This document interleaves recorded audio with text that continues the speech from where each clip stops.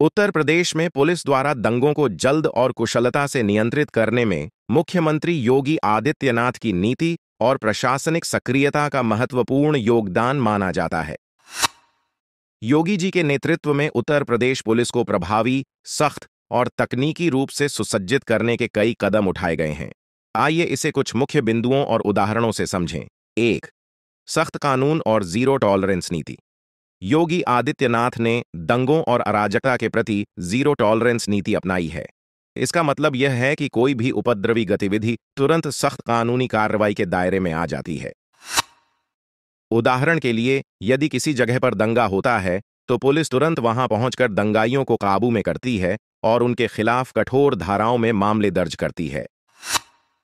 एक उदाहरण के रूप में 2020 में नागरिकता संशोधन अधिनियम CAA के विरोध में हुई हिंसा को देखा जा सकता है, जिसमें दंगाइयों के खिलाफ बड़े पैमाने पर गिरफ्तारी और संपत्ति जब्ती की कार्रवाई की गई। 2. पुलिस बल का आधुनिकीकरण। योगी सरकार के कार्यकाल में पुलिस बल को नई तकनीक, आधुनिक हथियारों और संचार साधनों से लैस किया गया है। इससे पुलिस की कार्रवाई में तेजी आई है और वे किसी भी दंगा स्थिति में जल्दी और प्रभावी तरीके से प्रतिक्रिया दे सकते हैं। उदाहरण के लिए, विभिन्न जिलों में CCTV कैमरों, ड्रोन और इंटरनेट मॉनिटरिंग की मदद से पुलिस को तुरंत सूचना मिल जाती है और वे उचित कार्रवाई कर पाते हैं। 3. प्रभावी खुफिया तंत्र। योगी सरकार ने खुफिया तंत्र को भी मजबूत किया है ताकि किसी भी संभावित दंगे या हिंसक गतिविधि की पहले से सूचना मिल सके और उसी आधार पर निवारक कार्रवाई की जा सके। यह तंत्र गुप्त सूचना एजेंसियों, सोशल मीडिया मॉनिटरिंग और स्थानीय मुखबिरों के नेटवर्क पर आधारित है। उदाहरण के तौर पर, कानपुर में होने वाली किसी भी संदिग्ध गतिविधि के पहले से संकेत मिलने पर पुलिस ने तुरंत उपद्रवियों को पकड़कर स्थिति को नियंत्रित कर लिया। 4. समुदायों के साथ संवाद। योगी सरकार ने पुलिस प्रशासन को यह निर्देश दिया है कि वे विभिन्न समुदायों के साथ संवाद बनाए रखें ताकि किसी भी अप्रिय स्थिति में तुरंत प्रतिक्रिया दी जा सके। इससे आपसी भरोसे का माहौल बना रहता है और छोटी-मोटी गलतफहमियां दंगे का रूप लेने से पहले ही सुलझाई जा सकती हैं। उदाहरण के तौर पर, धार्मिक त्योहारों पर प्रशासनिक अधिकारियों द्वारा लगातार संवाद रखा जाता है और विवादित क्षेत्रों में विशेष रूप से ध्यान रखा जाता है। 5.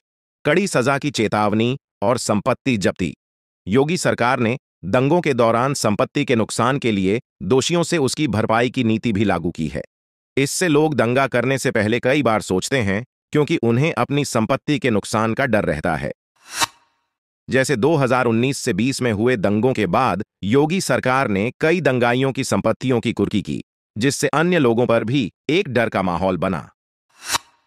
आइए इस मामले में सकारात्मक और नकारात्मक प्रभावों के साथ इसे समझें। सकारात्मक प्रभाव: कानून व्यवस्था में सुधार। दंगों पर तत्काल नियंत्रण से आम जनता में कानून और प्रशासन पर भरोसा बढ़ा है। अपराधियों में भय। दंगाइयों और अपराधियों के खिलाफ सख्त कानून और कार्रवाई से उनमें भय बना रहता है, जिससे दंगों की घटनाओं में कमी आती है। राजनीतिक स्थिरता और विकास।